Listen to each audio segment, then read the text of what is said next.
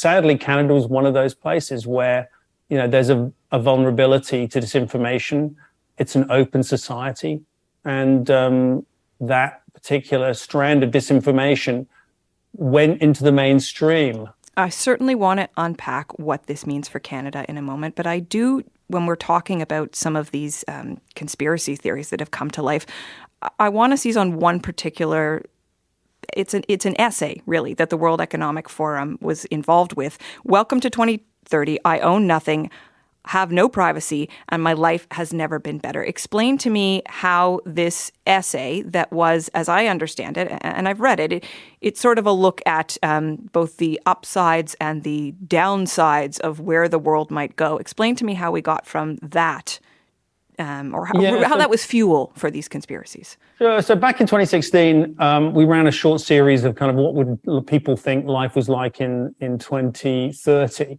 And one of the editor who commissioned it actually used to work for Britain's Daily Telegraph, which is probably one of the more right-wing newspapers in the UK. One of the people she commissioned was a Danish MP, former environment minister called Ida Auken.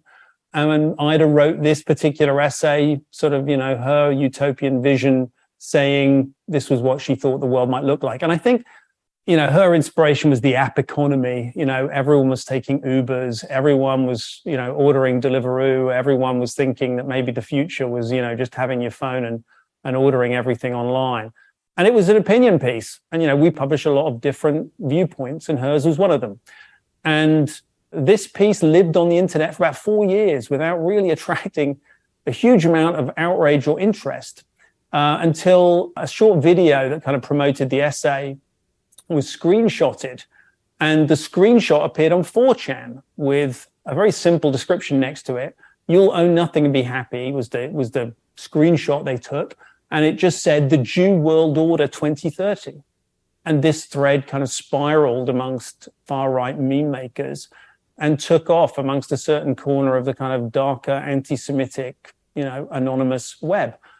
Almost certainly, I would say, it has some kind of basis in disinformation actors. We can't be certain of that, but we see similar things repeated on Russian state news outlets, for example, like Russia Today. And it took on a life in that respect. It really picked up, I think, when Russell Brand kind of adopted it in his transition from a kind of comedy actor into a kind of, right-wing demagogue. And then it passed into some of the kind of, fringe conservative media. Those conspiracy theories are this new layer of discussion about the World Economic Forum. In fact, though, there is a history of serious criticism, legitimate criticism of your organization that used to come from the left. Like Bernie Sanders, he's tweeted, for instance, that in essence, he views Davos, the annual gathering, as a party for the rich while the poor suffer. What do you say to those criticisms? Yeah, I mean, it's ironic, really, because if you organize meetings of leaders, per se, you get people in positions of authority and power. And if you want those people to kind of think about what each other are thinking about and to understand how there might be some commonality in approaching things, because most global challenges need some kind of coordinated global response or need some kind of discussion, then perforce you get, what you would like to call elites in Davos. From the US, we've had everyone from Donald Trump to President Reagan and Joe Biden. We've had from Canada, Prime Minister Harper, and many other folks. So, we try to bring leaders together. And we're not a policy making or policy prescribing organization. So, you won't come to the forum to be told what to do. You'll mostly come to the forum to learn from other people what they're up to and to trade ideas and thoughts with other leaders. And, the criticism of organizations that deal with existing leadership is that they're incrementalist. We're not a revolutionary organization. Our criticism of us is mostly that we move too slowly and that we, don't act with the urgency that some of these global issues require. We try to do our best, but, we are open to that criticism and, we take criticism seriously. What is hard to take seriously are conspiracy theories. And, because it's poisoning the public sphere in a very profound and disturbing way. because, we do need to have serious conversations about policies and what needs to be done in the world. And politics needs to be full of those kind of debates. But when policy is put to one side and kind of conspiracy theories and disinformation fill that space, we're in a very bad place. When you hear the clip that we played at the beginning there of Pierre Poilievre and, hundreds of people in that crowd cheering, how do you disentangle the prospect that people object to the World Economic Forum in principle, that they don't like a sense of CEOs, politicians, celebrities meeting exclusively to talk about where the world should be going? They have a moral objection to that, versus the concerns that you are raising about conspiracy theories and something more nefarious? Look, I think, when I hear that, I hear people who have been, dog whistled about conspiracy theories. I'm not hearing, a genuine criticism of people coming together to have meaningful discussions. I think everyone expects that. Every single citizen or grown-up expects leaders to get together and discuss things. You have leaders from every single area of society. Actually, we don't really have a lot of celebrities in Davos. Most of the people in Davos are, academics, they're experts, they're leaders from trades unions, they're leaders from central banks, they're leaders from a whole range of different sectors.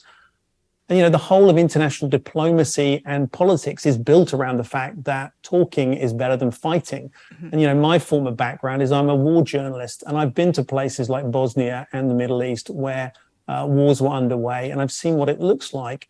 And frankly, anything that encourages people to talk ahead of the alternative is, to my mind, worth making an effort to do. Poilievre says he supports small governments, individual freedoms, so he fundamentally disagrees with your organization's outlook. I think that's a very odd position. I don't want to, I don't know where he differs in his analysis from, say, Stephen Harper, but, our organization has political leaders of every single stripe as participants. So we're not an advocate on behalf of any particular political viewpoint. We try and remain impartial and neutral. We don't stand for big, small, middle-sized governments. We deal with governments of every single stripe.